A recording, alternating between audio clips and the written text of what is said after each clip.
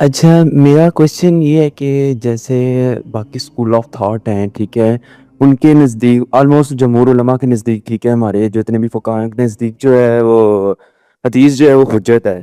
تو جو آپ لوگوں کی فکر ہے یا جو امام حمید الدین فراہی سے چلتی آ رہی ہے، ٹھیک ہے، آپ گاندھی صاحب ہیں، ٹھیک ہے، تو آپ لوگوں کے نزدیک حدیث کا کیا مقام ہے؟ کہ آپ لوگ بھی حدیث کو حجت سمجھتے ہیں؟ اور آپ اس کو سمجھنے کا انداز کیسا ہے؟ کیونکہ اکثر لوگ آپ لوگوں کے اوپر تنقید کرتے ہیں نا کہ منکر حدیث کا ٹائٹل دیتے ہیں آپ لوگ کو. کائنڈلی اس کے اندر رہنمائی فرمائیں میری.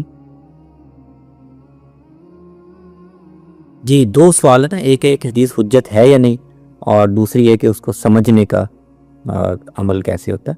تو حدیث تو ظاہر ہے ہمارے اسکول آف تھاٹ میں سارے جو اکابر ہیں انہوں نے ایسے ہی لکھا ہے، حدیث حجت ہے.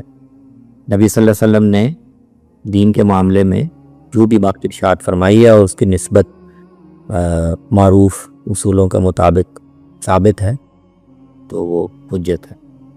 البتہ اس کو سمجھنے کے عمل میں اس مکتب فکر میں ملحوظ رکھا جاتا ہے کہ قرآن اگر کسی حدیث کا مضمون یا اس کا مدعا ہمیں اپنی بہترین فہم کے مطابق ایسا لگ رہا ہے کہ قرآن مجید کی کسی بات سے ٹکرا رہا ہے، تو ہم اس کی بنیاد پر قرآن کے مفہوم یا اس کی دلالت کو چھوڑنے کے بجائے ہم حدیث کی ایسی تعبیر کرنے یا اس کو اس طرح سمجھنے کی کوشش کریں گے کہ قرآن کے الفاظ کی حاکمیت قائم رہے، مجروح نہ ہو.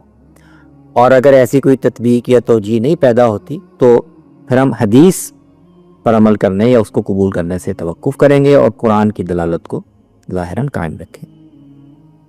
تو یہ دو باتیں، حدیث حجت ہے لیکن اگر اس کی دلالت یا اس کا مدعا یا اس کی کوئی بات قرآن مجید سے ہمیں جیسے کوئی بات سمجھ میں آ رہی ہے اس سے ٹکراتی ہے تو پھر ہم یہ حدیث کی تعویل یا توجیہ کا یا اس کو قرآن کی روشنی میں سمجھنے کا ایک عمل کریں گے اپنے فہم کے مطابق.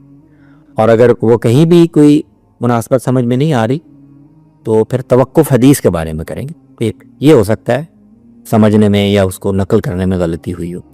بہت شکریہ مہت صاحب.